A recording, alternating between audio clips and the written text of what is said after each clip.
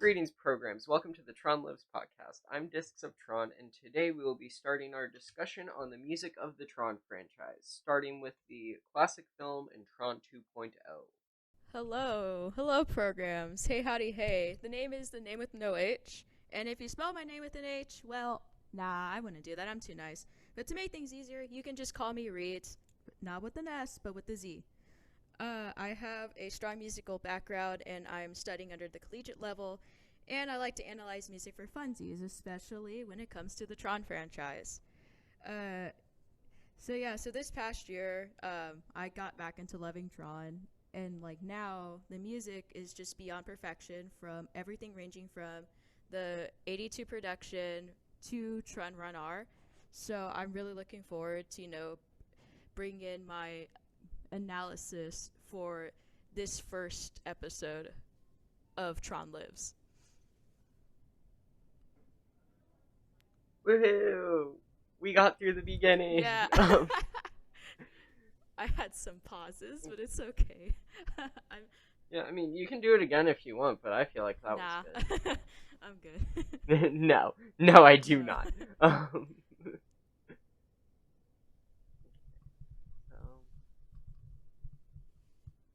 do you want to start off, or do you want me to? You go ahead and start. I mean, you're like the main Okay. host, so Yes, I am. Okay.